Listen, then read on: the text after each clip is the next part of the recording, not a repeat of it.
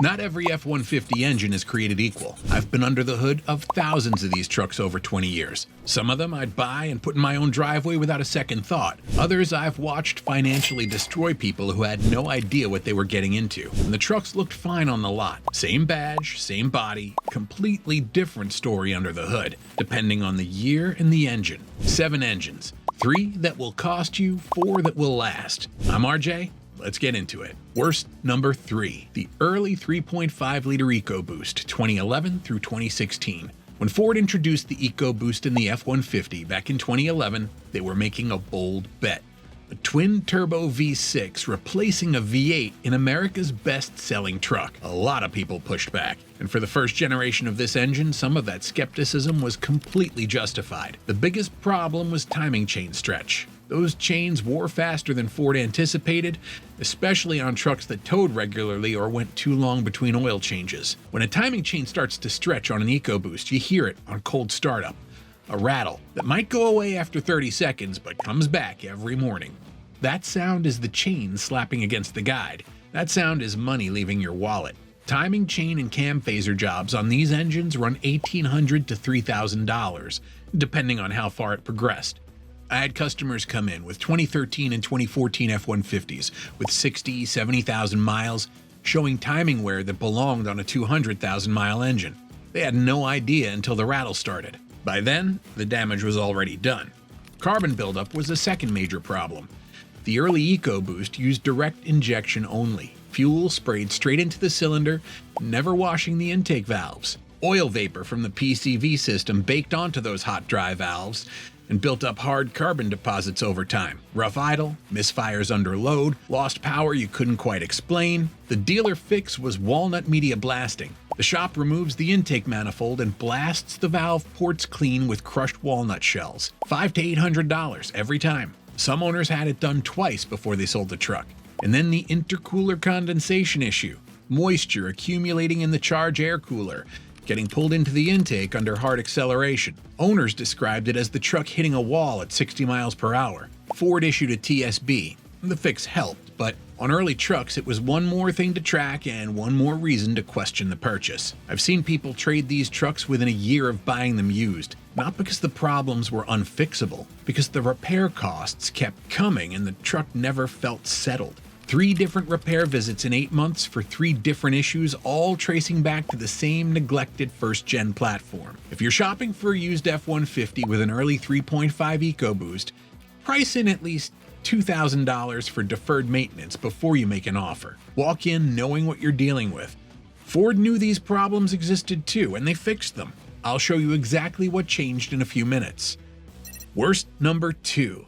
The mid-2000s cam phaser era, 2004 through 2010. Before I get to the worst engine Ford ever put in an F-150, you need context, because the 5.4-liter Triton didn't fail in isolation. It failed as part of a broader problem Ford had with their entire modular V8 family. The 4.6-liter 3-valve V8, the smaller engine option in F-150s from 2004 to 2010, had the same cam phaser system as its bigger brother and the same failure modes. These phasers are variable valve timing actuators controlled by oil pressure. When they wear, and they wear, especially with long oil change intervals or low oil pressure from a tired pump, you get a cold start rattle that sounds like someone dropped a handful of bolts into the engine. It fades after the engine warms up and oil pressure comes up. Most owners think it's normal. It isn't. On the 4.6, cam phaser replacement runs $1,200 to $2,200. Not catastrophic, but for an engine that was supposed to be the efficient, sensible choice, it was a sign that Ford had a platform-wide problem they weren't addressing. This engine was a warning sign Ford ignored. The same engineering decisions, scaled up to a bigger displacement and heavier workload, produced something far more expensive. Which brings us to number 1.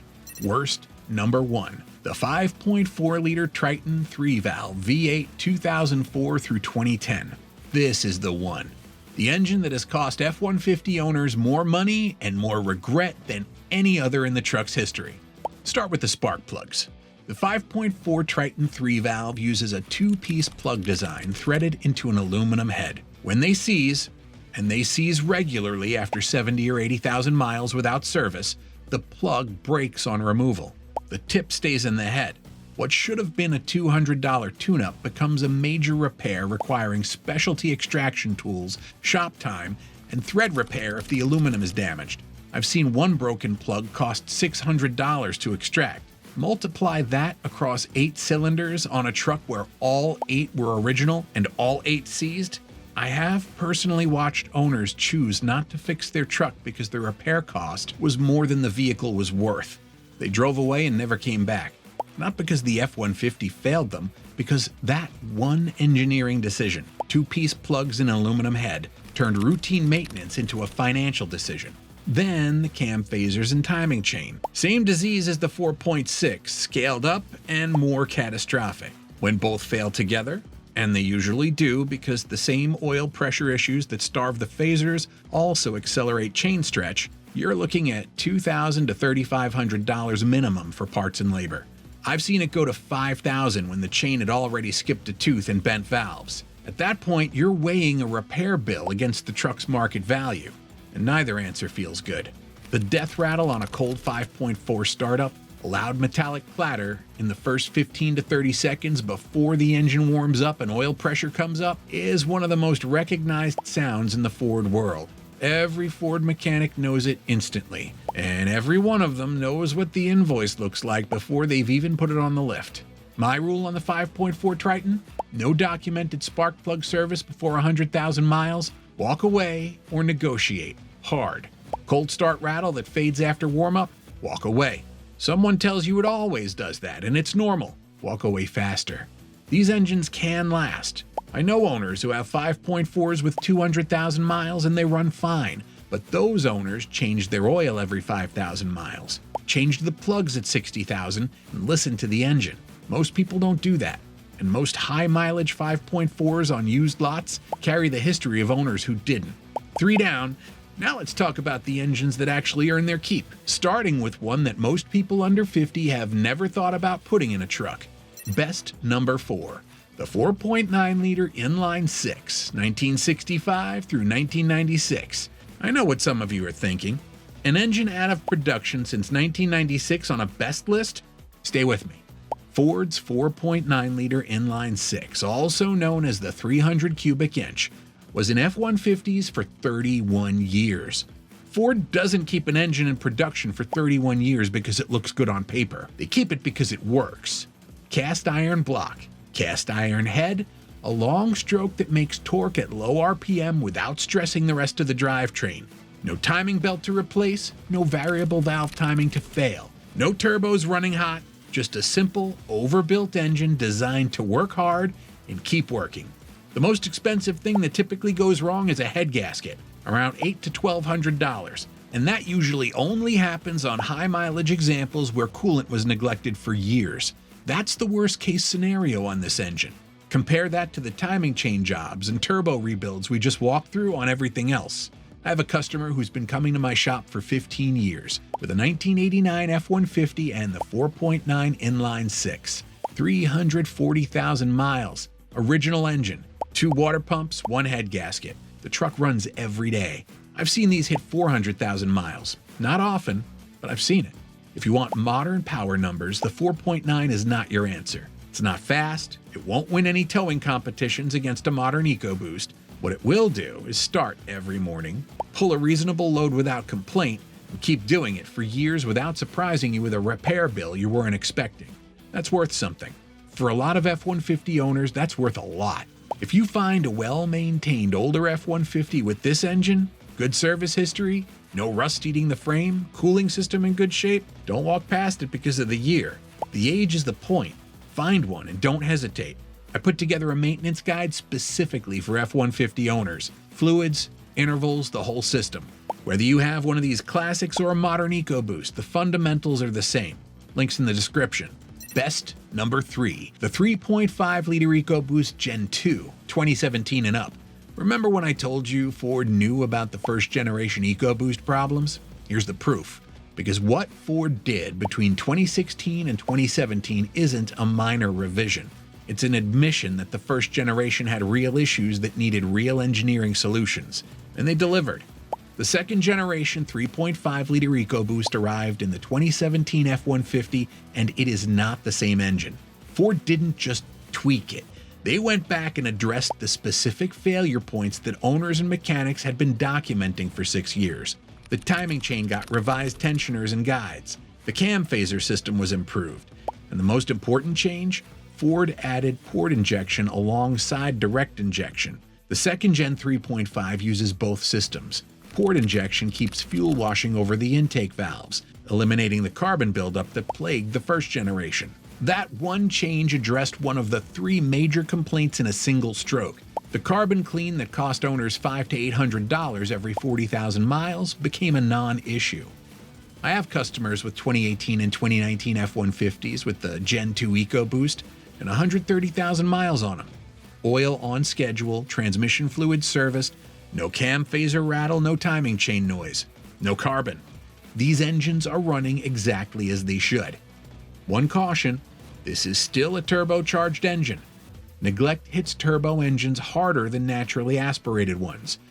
Turbo replacement on a 3.5 EcoBoost? $1,500 to $2,500 per side if it gets that far. Don't skip oil changes. Give it 2 minutes to idle down after a hard tow. Do that, and the second Gen 3.5 is one of the best truck engines available today.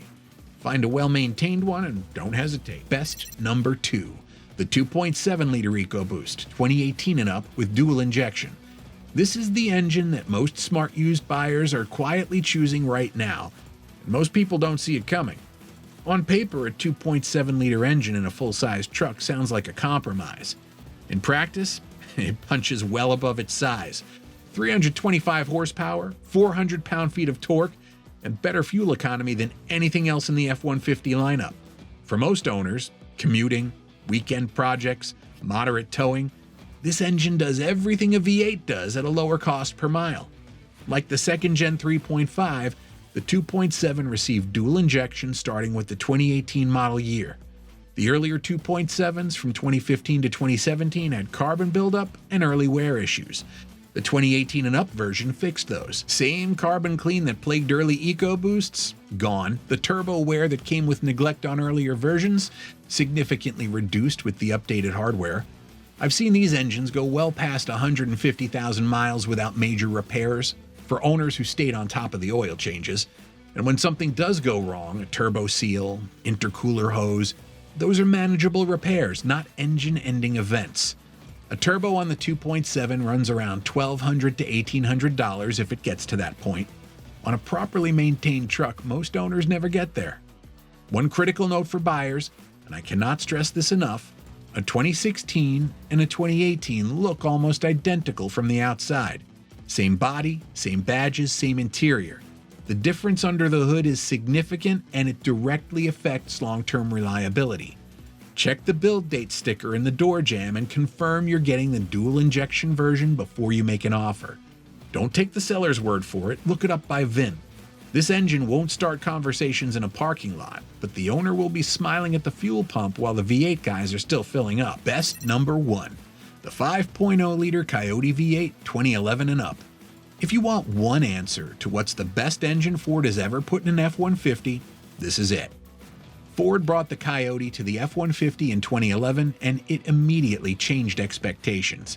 High revving, strong across the RPM range, a sound that rewards you every time you get into it, and underneath that, genuine long-term reliability across hundreds of thousands of trucks and millions of real-world miles.